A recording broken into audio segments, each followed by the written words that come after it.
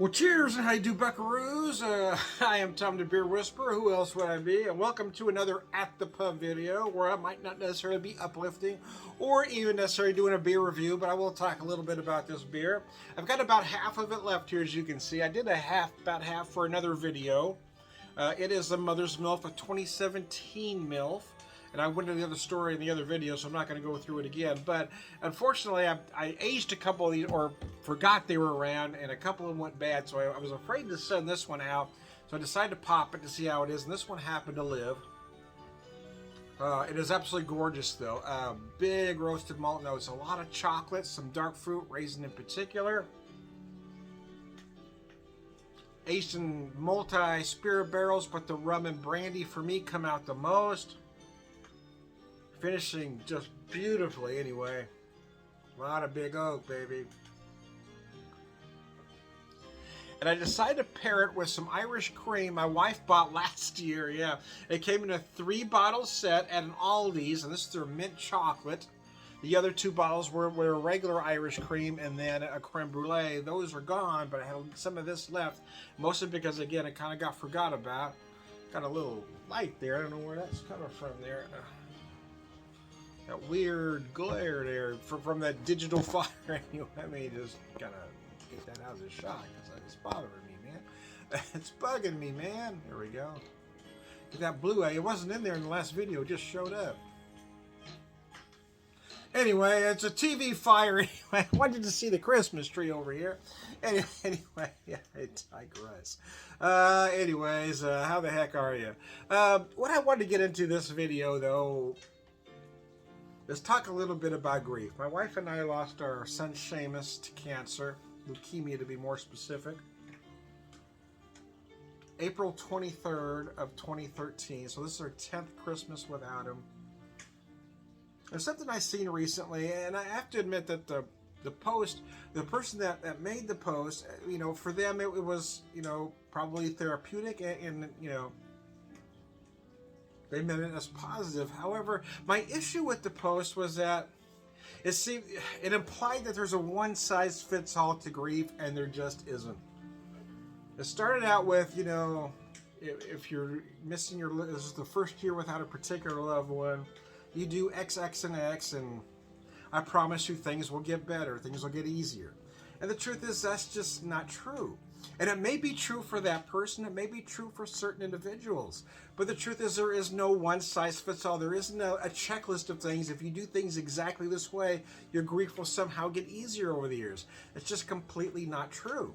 And it just frustrates me when I see things like that. I don't mean to take it out on folks that do post things like that. But again, the only thing I said on that particular post was, you know, I respectfully disagree. It's the 10th year without our son, and this year is every bit as hard as the first year without him.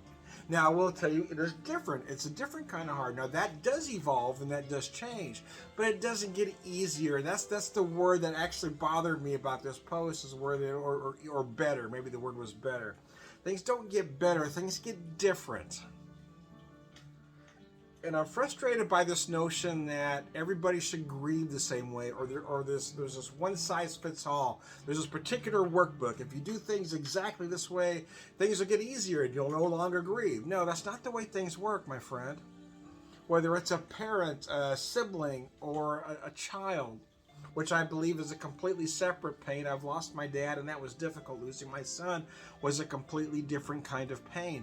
And it does bother me, again, when people compare the two, because it's different. I recently lost, my wife and I recently lost our cat, Shadow. That was very important to me as well. I do grieve Shadow. I love Shadow. But again, it's a different kind of pain as my father or my son. Not better, not worse, but different. And I think that's what a lot of folks seem to get wrong, is they think grief belongs in this one giant, you know, circle or basket. And there's a specific workbook that if you do things exactly the same way, you're going to be fine. And that's just not true. Now, I don't mean to be a downer, but the truth is you never get over anything. You may pretend to, but you don't. You know, maybe that's why I'm not. Maybe that's not why I'm not on the circuit as a grief counselor, because truthfully, in my opinion, the best you can hope for is the ability to move forward. Not move on, not get over it, but keep going forward. And that's what I tell folks is that I don't mean to be, I hope you don't see this as negative, but the truth is you're never going to get over it. You're never going to stop grieving. But I hope you get to the point where you can keep going forward like my wife and I did. So even my wife and I, who both lost our son to cancer, grieve in a different way. We both have come to that understanding that we may not always be in the same place in our grief cycle.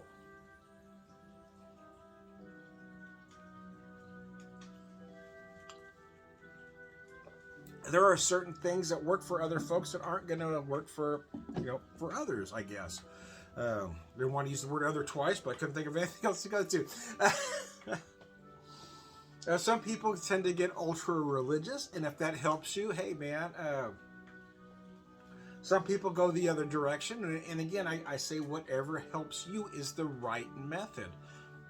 Which is why I probably won't be a professional grief counselor, is because there isn't a one-size-fits-all. Whatever works for you is what works for you. That is your method. It may not be the same method for your spouse.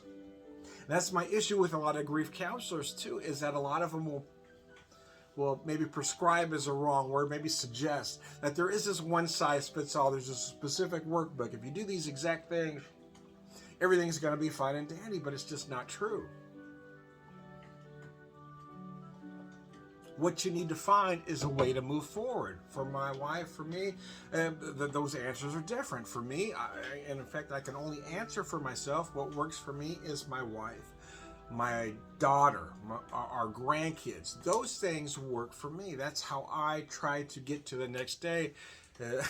Is every time I start to spiral into this incredibly deep depression, I try to, remember my wife, my daughter, our grandkids, and then I try to pull myself out of that.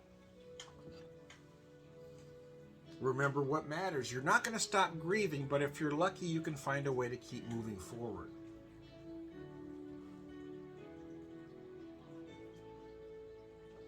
To keep going on, to keep trying to live the way that loved one that passed would want you to live. And I'll be honest with you, the only thing that's kept me from doing a couple things was knowing that it would disappoint Seamus. Disappointing our son. So yeah, again, that's something that works for me. Now that may not work for you. Not doing anything stupid, not going over the edge, not falling too far into the depression that I can't get out. Yeah, there are times it's been my son that's pulled me out, as the memory of him, knowing it would disappoint him if I went down that rabbit hole. I've been able to slowly climb out.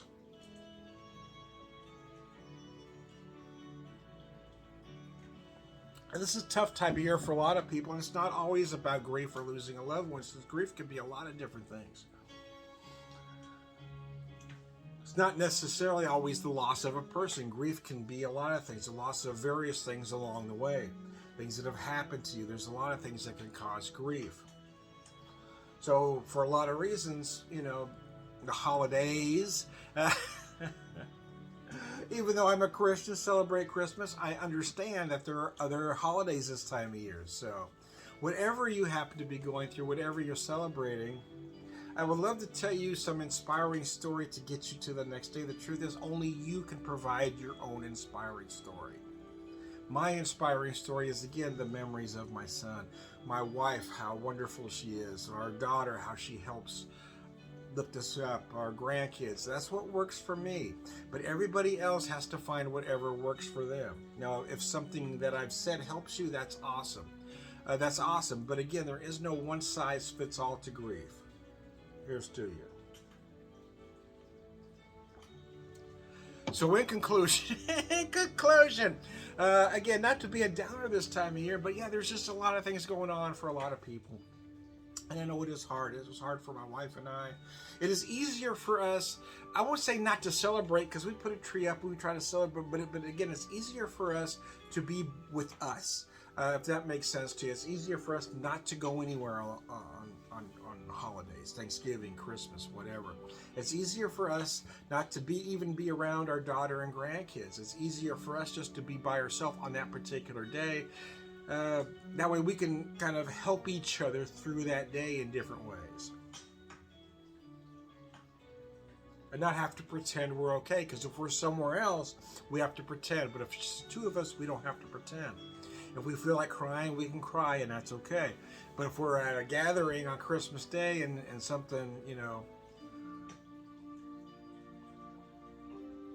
something triggers something, you don't want to be around a lot of people. So it is easier. So I do kind of intentionally not be around anybody on holidays, just the wife and I typically. There are times when we will go other places for just a few minutes, just a little bit, because you can put on that smile for a period of time. It's that line that I believe is attributed to Robin Williams, but it may be attributed to a lot of folks. And I may be paraphrasing here slightly, is nobody fakes depression. People fake being okay. Every time you see somebody pass away, suicide, for instance, they always say, well, he always seems so happy. Yeah, because people don't fake depression. They fake being okay. It's so, you worry about the folks that act depressed, but what you need to be worried about is those folks that are always laughing all the time. Those are the folks that are probably hurting the most, because humor comes from pain. So anyway, I digress. I am Tom the Beer Whisperer, beer evangelist, prolific beer drinker. I hope I said something that helps somebody out there. Purveyor of wisdom, I hope. I hope, man. What are you going to do?